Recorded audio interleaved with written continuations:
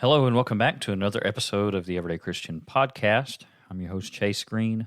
This is a podcast where we remind ourselves that God deserves every praise from every creature every day.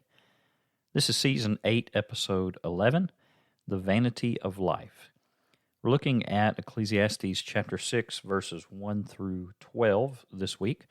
This chapter is going to be pretty tough to get through. And if you remember, we've said several times in this study that there are points in this book that can really seem downright depressing.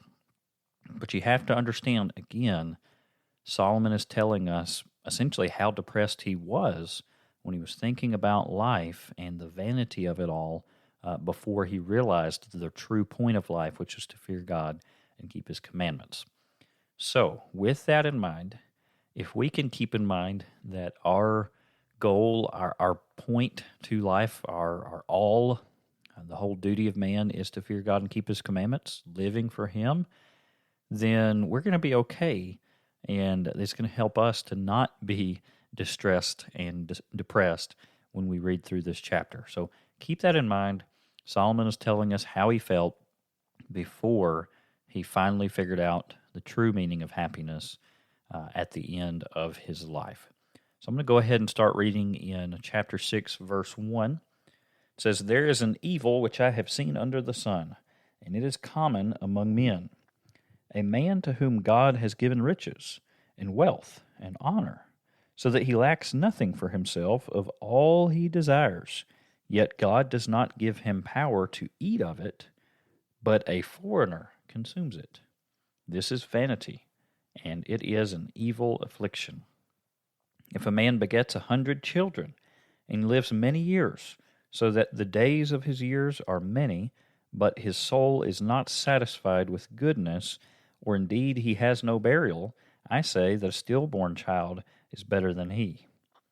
For it comes in vanity and departs in darkness, and its name is covered with darkness. Though it has not seen the sun or known anything, this has more rest than that man, even if he lives 1,000 years twice, but has not seen goodness.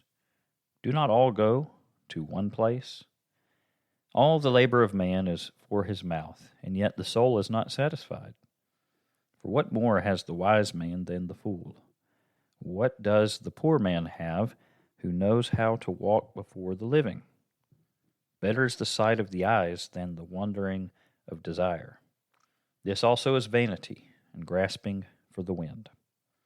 Whatever one is, he has been named already, for it is known that he is man, and he cannot contend with him who is mightier than he. Since there are many things that increase vanity, how is the man the better? For who knows what is good for man in life? All the days of his life, his vain life, which he passes like a shadow. Who can tell a man what will happen after him under the sun?" I warned you, this is certainly a section of Ecclesiastes that can really get you down if you are currently going through life with the wrong mindset, that is, a life that is not living in fear of God and keeping His commandments. So let's assess our lives. Go back and read chapter 12 if you need to, and let's make sure that we're truly living for God. And then the somber nature of this chapter won't get us down as Solomon was down when he was thinking about these things. So verses 1 and 2, again, I'll read those. "There is an evil which I have seen under the sun, and it is common among men. A man to whom God has given riches and wealth and honor, so that he lacks nothing for himself of all he desires, yet God does not give him power to eat of it. But a foreigner consumes it. This is vanity, and it is an evil affliction."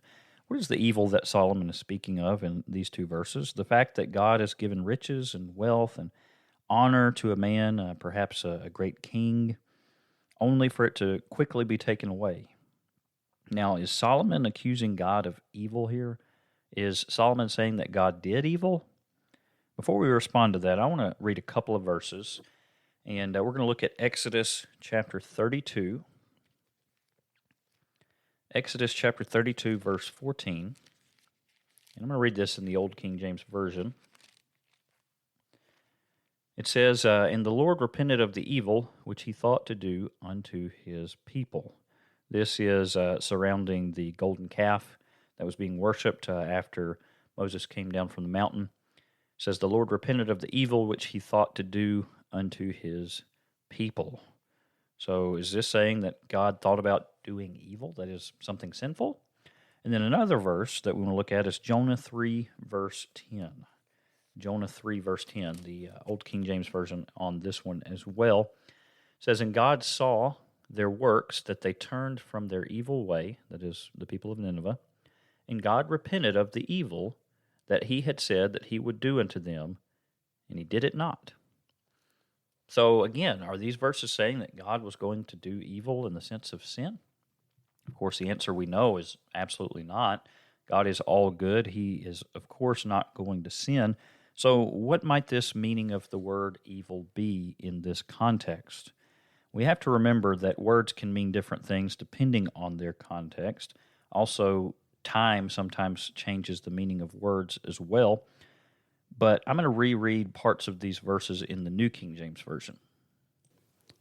The first one says, The Lord relented from the harm which he said he would do. Instead of translating that evil, it says the harm that he would do.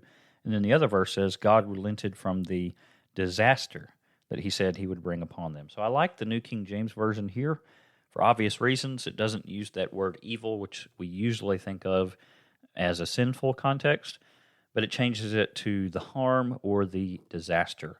In other words, what these verses are saying is that God, he was thinking about bringing punishment. So you think of the evil, God was going to bring punishment upon God's people surrounding the golden calf in Exodus and the people of Nineveh in Jonah. So that's what's being meant here. It's not saying that God is doing evil in a sin sense. It's talking about God bringing punishment. So if we go back and we think about that and we read these verses again, it says, There is an evil which I have seen under the sun, and it is common among men. We might say a punishment that comes to man. And what is the ultimate punishment of man?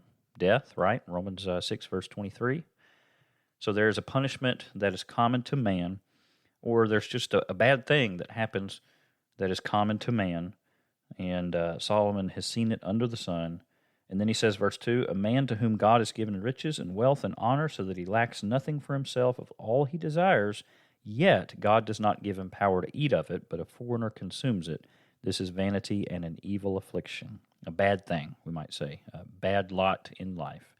So evidently, Solomon has in mind someone who was very rich and powerful and had everything, so to speak, and he either died and all those riches and power went to somebody else, or perhaps a rich, powerful person was overthrown. Perhaps a kingdom was overthrown, and so a new emperor comes along and takes over. Regardless, the point being that man cannot trust in riches, right? He's just going to leave it to somebody else. It's either going to be stolen away from him or he's going to die, and he's not going to take those riches with him to the grave.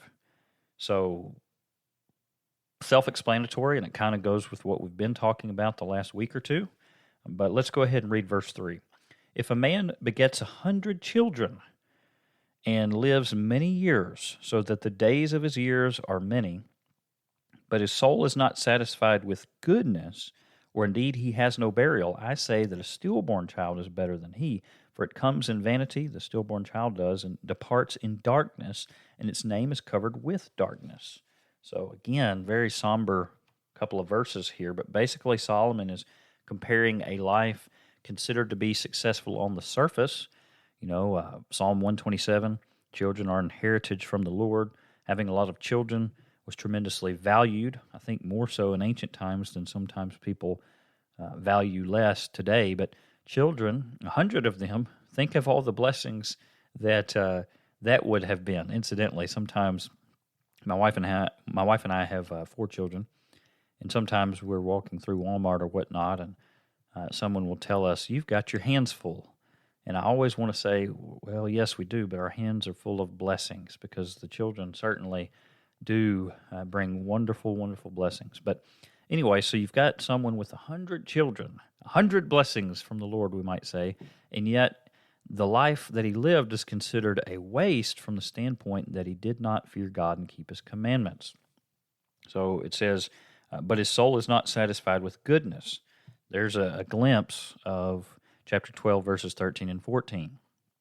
A man who was blessed with so many children, but he did not live for the Lord, his life is vanity. If he dies an obscure and dishonorable death, and he doesn't even have a grave, he doesn't have a proper burial, Solomon says it's better to die in birth than to live life such as this and then die. He's already mentioned that it's better to not even be born, chapter 4, verse 3. Now he says it's better to be stillborn. We must remember that Solomon is looking at life and how he felt about it before he finally realized the true meaning of happiness and the true meaning of life.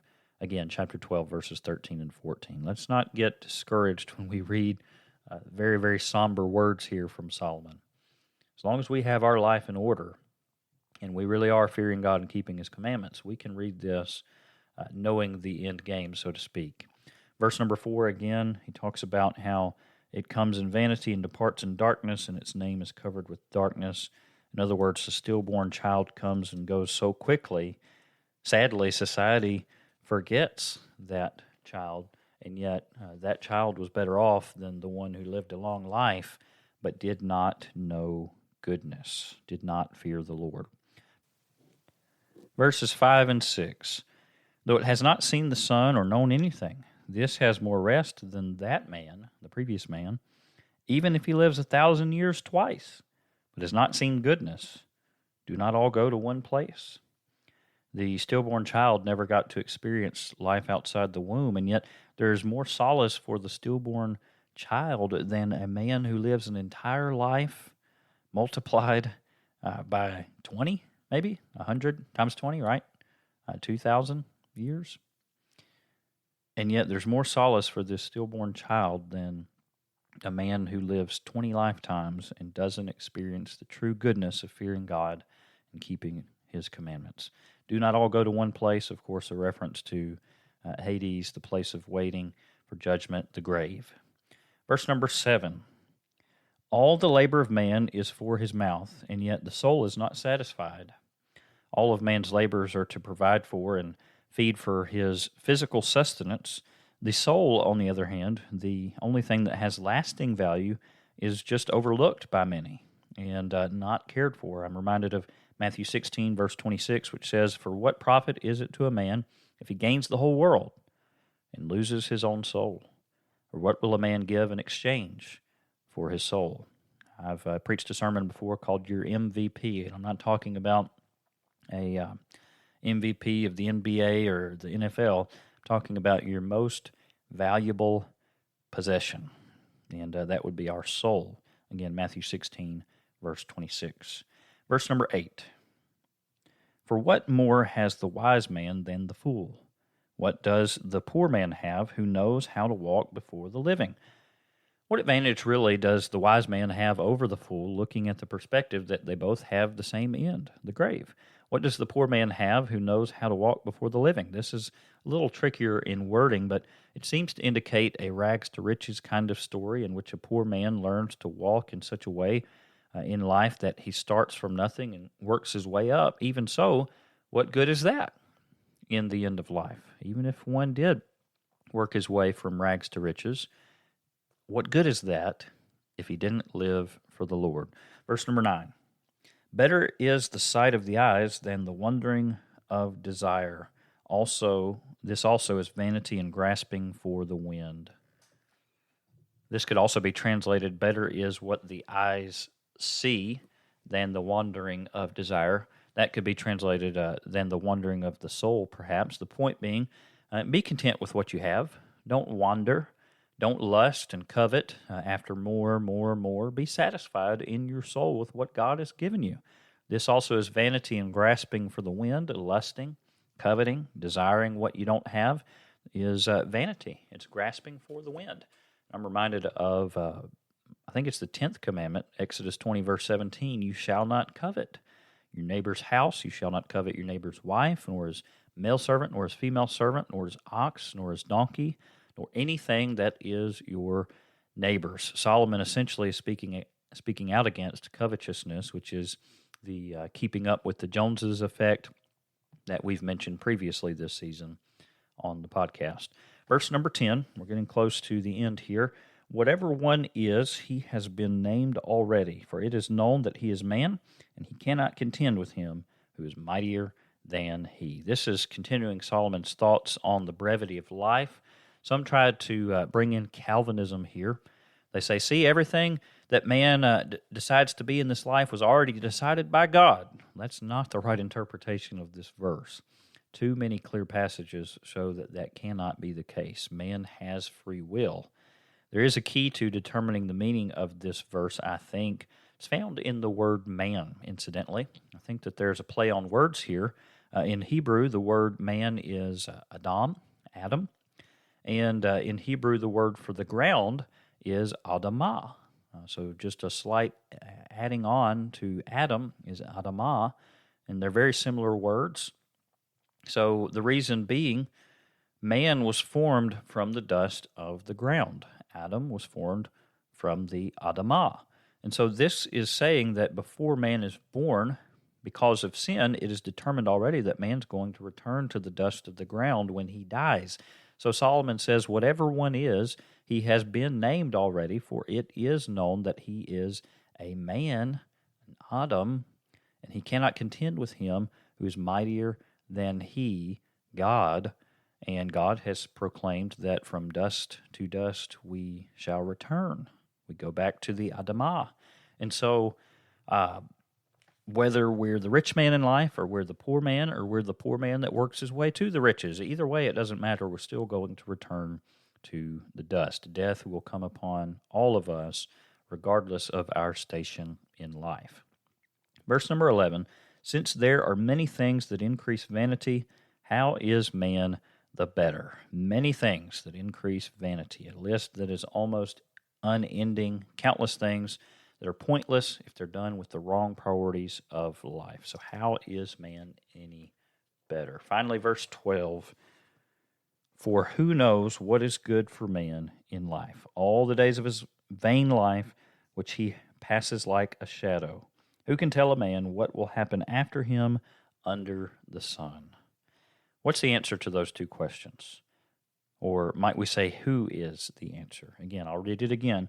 For who knows what is good for man in life, all the days of his vain life, which he passes like a shadow? Who knows what's best for man? God does, doesn't he? Who can tell a man what will happen after him under the sun? Well, God knows that too, doesn't he? And so who should we be living for primarily? Ourselves, or should we be living for God? Of course, again, chapter 12, verse 13 and 14, let us hear the conclusion of the whole matter. Fear God and keep his commandments, for this is man's all. For God will bring every work into judgment, including every secret thing, whether good or evil. We're discussing that theme, fear God and keep his commandments. That's the whole duty of man this season on the Everyday Christian Podcast, and I hope you'll join us next week for another episode going into chapter number 7.